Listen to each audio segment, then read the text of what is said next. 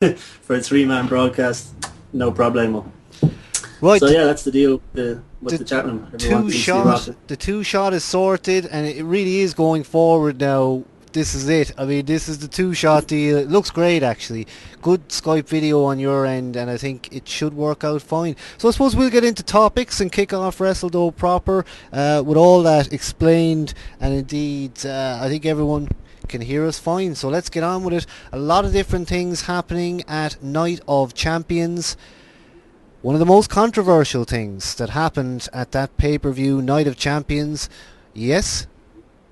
1 second. I'm just going to have to close this thing because there's just bear with me for 1 second. This is what happens when you're live on the fucking thing, isn't it? This is the way it'll be. You know, we're gonna work on it. But I'm actually glad now to see the dual Skype and that it's working and all that because yeah, it's going to be good. And by the way, Sonic, we'll try and maybe take in some calls later. But for the moment, we haven't actually got the multi-video set up. But I think it's going to be going forward something else that we could do. Then we could have, as I say, 3 different places, yourself on Skype, indeed you at home on Skype, and indeed myself here. So let's get on with it, I think, and try and record some videos and see how it works.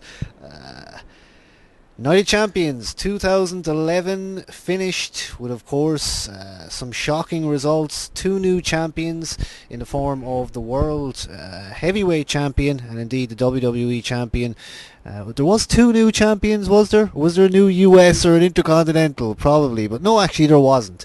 But one of the most controversial things to come out of this was, of course, Cena now having that WWE Championship for the 10th time.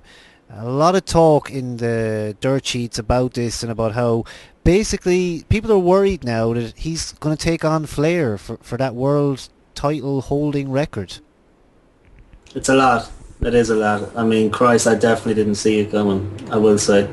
Let me ask, because it's been a while since we've been on, I suppose, 2 weeks, but, the wrestling world these days. Who was champ before Del Rio won it? It was Cena, was it? Did he take it from Cena? Well, you had, did you have Punk at some point, of course, and then... Oh, it was the deal, yeah, it was the whole deal. But still, I don't know if Cena needs it again, does he? I mean, I think it's kind of funny at the same time, though, I will say.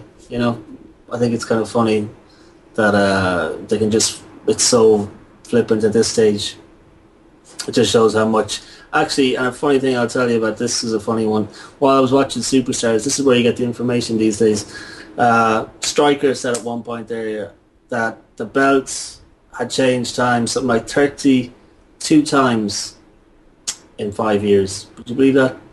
And went on to say that for the first 30-something years, the belts didn't even change hands once.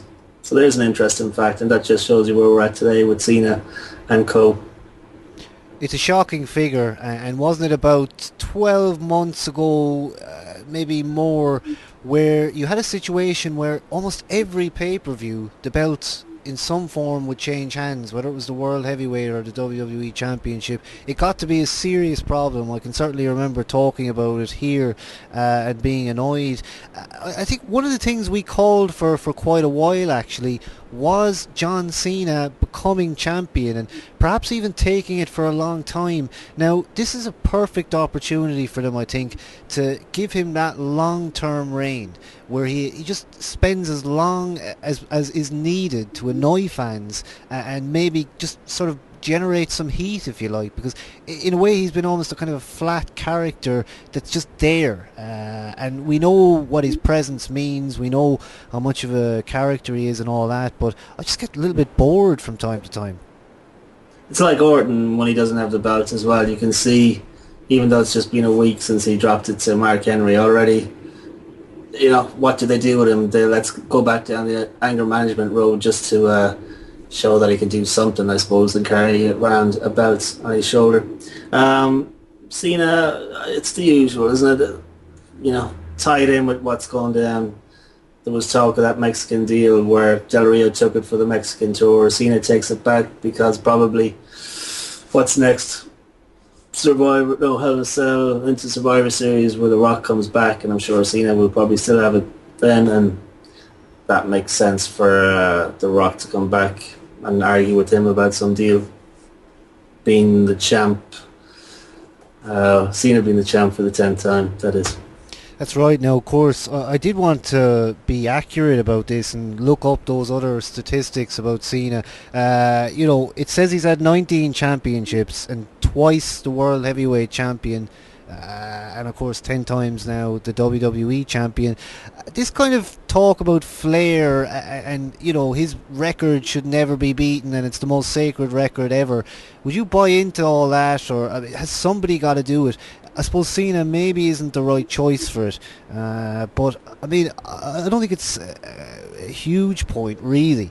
I think was it Flair's 20 time? Yeah, I don't know if it was 16 or what, but I do remember somebody. I'm just trying to think who it was. Maybe possibly Jeff Jarrett saying, "Well, Flair claims to have the 16, but I've been a 20-something time USWA heavyweight champion, still a heavyweight champion, so I've beaten that record," which was kind of funny. So, I don't know. I think Flair's thing, it's not a big deal, really, is it? No. I just think Cena would be the one probably to get the heat more than anyone on the planet if he did do it, but it's kind of funny at the same time, Absolutely. I think corners are being turned now with Cena. They have a chance to finally throw him in another direction here because, as you say, there's always that groundswell of fan heat when he wins a championship, and it's something they can play off, I think, for weeks and weeks. It would be the way the heel turn would probably happen. Let's annoy the fans and just have him turn against them, if you like. But perhaps too many people doing that at the moment. Maybe the heel turn is never going to happen. It's been a famous topic, of course. Now, also Mark Henry won that World Heavyweight Championship, taking on Randy Orton, and I think there's more to speak about Orton later. Orton, Punk and Stone Cold, maybe some comparisons going on there now, but here I think this is a clear indication that Orton is buried. Orton buried, yeah. I'm kind of surprised. I thought it would be kind of a quick overnight or a couple of days deal like Christian's deal where they give it to Mark Henry just to say, he has been heavyweight champion and thanks for the 15 years, but, we need to take it back or whatever because you're Mark Henry. But no, not to be the case. They seem to be some bit content with him wearing the strap. How long it lasts, he might drop it back to Orton and have him sell. My guess is he probably will. But for what it lasts and him wreaking some havoc, all the better to him. And I like the angle they took with it, to be honest with you, where he's really just not having any of anyone, I suppose, is the best way to put it. But yeah, all the better to him. I kind of like Mark Henry is. See, I've become, I think, now one of those people that suddenly like him. So really he should be putting me down, I suppose, as well. But fair play to him, Yeah, I thought it was 15 years. fantastic, the build to this, and of course in the ring with JR, we saw him take out JR and later Lawler. Of course he has a place now as well on this Super Show, which to me is somewhat a new thing. I mean, I kind of watched a lot of TV quickly together. I missed it for a few weeks and I caught up. I find this concept interesting, although it doesn't seem, as maybe we might have thought in the beginning, as the end of the brand split. SmackDown is still firmly SmackDown, really, but the Raw show, I don't think it's benefited too much. In a way, it kind of allows guys like Mark Henry be seen. Now that he has the World Heavyweight Championship, he can actually stand on the Raw platform, and he knows that people will have seen that he is the champion, whether they saw the pay-per-view or not. So I suppose in that sense, it does give a good platform to those SmackDown guys. Yeah, that's true. At first I was a bit skeptical about the Super Show thing. The first one, I didn't like it at all, I have to say. But after the previous week, Monday's Raw, thought it was very strong across the board. And there's so much more you can do when you're kind of having those inter-brand matches. And it doesn't seem too much like a Super Show. Even with the guest host thing, it was kind of, it wasn't overly irritating by any means with that chap from, it was Wolverine, wasn't he, that guy? That's right, Hugh Jackman. Hugh Jackman, there you go, that guy. He seems to be kind of into it as well. I think he was a genuine fan. So maybe it just comes off or comes across better when you kind of have people like that as opposed to these what's her face, Snooki, is it? Is Indeed. that her? Least wanted Snooki. celebrity. There you go. Yeah, when you have people like that who don't really know the product too well, I suppose. Well, maybe he doesn't, but he did a good job of pretending he knew it anyway. So overall, yeah, it was a good, strong Raw. That's what we were talking about, wasn't it? The super shows or something? Indeed. No, it's true that at least with Hugh Jackman you had a bit of star power. I was surprised actually to see him on there, that he would actually bother to do that, but obviously he sees it as a big enough platform to get that movie across. I mean, I remember a long time ago complaining about those movies that would try and sort of advertise their wares on the Raw TV and what are they to do with wrestling and all that, but I do, have to say I went back and watched some of those and they weren't that bad, but not the Ted DiBiase one. That wasn't good. I think the funniest has to be the Trips one, the new one. Even the clip where they call AJ, is that his name in it? Christ, looks dreadful. Dreadful. It's true, of course, those championships, as I say, on Night of Champions, changing hands, and again, I didn't watch that one live. Did you yourself? I didn't watch it live, no, I didn't. I was playing catch-up. It took me many weeks to get back to it, but again, I know the word. One person in particular, Matty PNO, was mentioning on, I think it was Skype IM, that he thought it was overbooked, and of course so much stuff going on. Of course that Triple H CM Punk thing was 24 minutes long. And was it worth that time? I suppose it probably was, really, looking back, but ultimately not a bad show, not the best of them. And of course Hell in a Cell now just nearly a week away. We're going to talk predictions later on tonight. Absolutely. Yeah, Night of Champions, I kind of flicked through a good bit of it. I did stop for, because I thought it was quite funny. I didn't even know it was booked because I just did a lot of fast forward and catching up. But that four-way, I couldn't even tell you who was in it. Ziggles, Swagger, Kofi. No, he's an Air Boom now. Oh, I forgot about that one. Whoever the fuck it was. But it was good. It was a decent match. Indeed, there was at least stuff to watch on the following Raw then, as you say, that Hugh Jackman thing. I like that Miz or Truth coming back, crawling to Triple H as well. That kind of worked for me. Whether they're going to turn it up now a bit and maybe go extra heel after that, a little bit of a job to Triple H on the programme for them. Of course, Laurinaitis as well at the end of that show, just trying to, not say too much, keep out of the way of Triple H, who made his way out of the back after firing those two guys. Actually, that's one thing there's been a lot of, fake firings in these past few weeks. You know what was funny when they recapped on something and they showed that old clip where we used to laugh about the Trips going to Orton's house? Yeah. Remember that old I want more of that stuff. I like that stuff. It's quite funny. It was the best. And let's talk to you in the chat room. Sawyer6 says, that's why I like TNA more. They concentrate on more than one storyline. And SP103 says, good God, Laurinaitis needs to get off TV. Maddie says, justify Sting v Hogan at Bound for Glory. Now that's another one we're going to talk about, I think, for certain. Hi to Fire Soul as well, thanks for joining us. And Captain Charisma Y2J, he adds 3 amateur belts which don't count. I suppose that's other chat. Of course, RB Times as well, hello to you. Thanks for joining us. I wonder how many viewers we do indeed have on this Sunday. 15 viewers, not too bad. And as you can see, if you have just joined us, we're now in 2 totally different places. I suppose we better explain that now and again.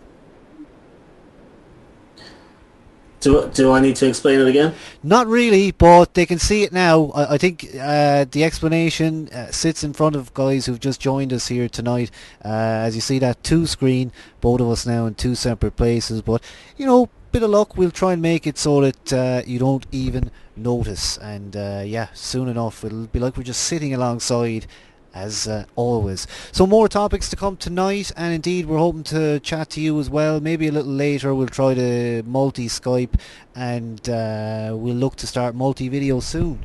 And indeed, thanks for watching us on Justin and also here on YouTube. Some more stuff to talk about. You mentioned briefly there Air Boom. Now those guys, the tag team champions, Evan Bourne and Kofi Kingston, at least they're wearing coordinated ring gear. The gear looks the same. They've gotten together and maybe went to the gimmick shop and sort of shopped at the same time. But I suppose, does that make them a more legit team? You know, I didn't even notice that they had the same gear. But I'll tell you one thing: if they can put 5 minutes into putting Air Boom up on the Titantron, surely to God they can put 5 minutes into making a team that works as a team. Let's put it that way. I hate when they do the Jerry show, start with one, blend it into another. It drives me absolutely nuts, and just shouts team of McGillicuddy, Otunga kind of a deal all over it. So until they sort out that theme tune, I'm not subscribing to Air Boom by any means. Absolutely. Of course, a lot of new theme tunes appearing now on television. I don't know if you caught that one-man Southern rock band new theme tune. Heath Slater has had a bit of a refresh. I like that one, actually. That should be an iTunes sale. You know what one I like, or no, one I hate, first of all, is I spotted this on one of the shows, Justin Gabriel's new theme. Fucking hell. Whoever, if that was old Jim, you know, I don't think we'll be pushing that Hall of Fame induction going forward if he's responsible for that one. I'll tell you that much. Well, of course, as you say, you're right. We did talk about that on the old YouTube, where we would like to see Jim Johnston inducted into the Hall of Fame. I did mention that I've seen other people call for it as well at other various times, but if that doesn't happen, there's a big problem. But of course, this week, actually I saw them advertising the Morrison MP3 on iTunes. Now that one's been out a while. I'm not sure why they kind of turned back to that, but it looks like those music albums are firmly gone. They don't seem to be interested in selling the old CDs anymore. But I think Air Boom doesn't warrant too much talk, but just to say that, you know, at least in one sense, they did get put over. I can't say they were buried, because when they took on McGillicuddy and Otunga, that was a moment where it was actually a case of those guys had those belts for about 6 months, and it was even mentioned in the commentary, Lawler and Cole talking about how they were legit champs. Then you had Air Boom taking those belts. So again, at first glance I thought they are burying you know, Kofi and Bourne. They're just kind of maybe trying to sideline them into a little group of their own, but actually it's not a bad thing for them, really. Yeah, I suppose I always take that beer money as an example. When they have nothing for them together, sometimes it works, sometimes it doesn't. And in the case of these two, I don't know if it works really well. I suppose it is what it is at the end of the day. I do think it's kind of funny that they put guys like Titus O'Neil. What's the other chap's name? Was it Percy Watson? No, the other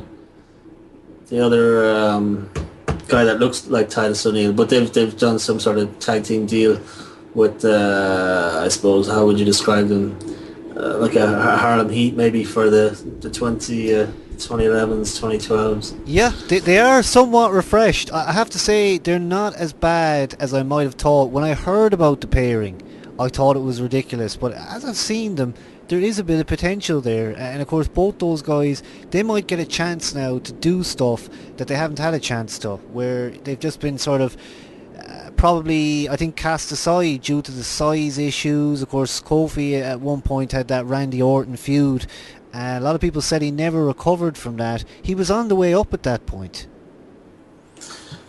You know, it's a great theme tune. I just thought of it. Sorry, Jinder Mahal. I've been rocking to that one a couple of days this week. Definitely worth downloading if you can get your hands on that one. It's a classic. But sorry, what was the question? I got sidetracked there by chatting. Kofi has gone a little bit to pot. You know, at one point he was an excellent performer. He had the Orton feud. It looked like they were sending him to the moon, but apparently not. Yeah. I was never a big fan of the guy, really. I never liked him myself. Yeah. It took a bit of time, I suppose, like you say, with the gimmick shop, and he wasn't afraid to change the tights up a little bit, but you get over that, quite quick. Decent enough team tune, I suppose, as well. Bit of Skankos. always does the trick. Sonic, you are trying to Skype us at the moment. If you could just leave it free there for a little bit, because we are using Skype here to go live via satellite, and we're going to work on multi-Skype and maybe try it a bit later. So yeah, stay with us indeed here tonight on justin.tv/WrestleDope Radio. That's where you'll find us live, back now on Sundays for the foreseeable anyway. We'll never just disappear forever without actually saying something. Yeah, hopefully not. I don't know if people... Well, I think people thought we were finished a couple of times in the past, but you can't kill a good thing, I suppose, at the end of the day. Although we could do it a few more viewers than 18, I suppose, as well. It's not too bad, actually. I thought nobody would be here at all, considering we were gone for the few weeks. As you say, I think people kind of forget and go, well, they must be gone. I did notice, though, you stay off and you get extra subscribers. People start liking on the Facebook because suddenly they're wondering, are they done, or will I bother tuning in and all that. So always keep with the Facebook. You'll find that. Just search Wrestledope. I wish I had the URL, but I don't think I can do that. But if you go there, or also twitter.com/WrestleDope, you'll find out exactly whether or not we are on. Of course, now and again we might disappear for a few weeks and come back and all that. But as I say, it'll never be permanently done, I think, until, I suppose, we actually say. So we will continue on now with more topics. As I say, for the first time trying out this two-way remote via satellite, as we have Stephen here on this side and myself here. So we're going to work with that going forward week on week. Now I wanted to get into this whole Stone Cold Steve Austin Randy Orton thing, which of course on the dirt sheets has been talked about quite a lot. Now there's back and forth between these two guys a lot now, where you have Orton basically being slagged off by Steve Austin. I'm going to get the exact quotes, but I think there's a comparison now that's gradually developing between guys like, we'll say, Punk, Orton and Austin. It's amazing to me how far Orton is down that totem pole overall. Wasn't Austin had some choice words for a few people. I think he put Punk over. Maybe not so much with Orton. I think, what did he say? He had a bit more to go. And I don't know if it was Christian or a couple others, but I think Orton's kind of proved. I don't know if there's any more he can really do, to be honest, or any higher he can go, unless he does a sting on it and does something completely off the walls. But I think we've kind of seen all there is to see, if that makes sense with him. I don't see where else he can really go unless they really go bonkers with the anger management thing, and I think they'll probably do that because without the strap, like I said earlier, there's nothing else really for him to do except look after his anger management issues. Those voices aren't gone away just yet. That's it. Like, it's been a shock to see him sort of lose that momentum that he had. I think back to maybe times where he would have taken out RVD, maybe. He put him out of action for a little bit. Other things like that where he wasn't the Viper at that point. He had still his own character. He didn't need to kind of call himself too much. He was the legend killer at one point, but for many years that kind of laid idle. And he was just himself. He wasn't anybody else. And I think maybe as a heel-led character, possibly maybe he got a little bit less in terms of creative input. I mean, just play yourself probably is what maybe the office told him when he was that super heel character. But it's interesting to think that now we're in a position where Punk, in a sense, is he more of an Austin light than perhaps Orton is?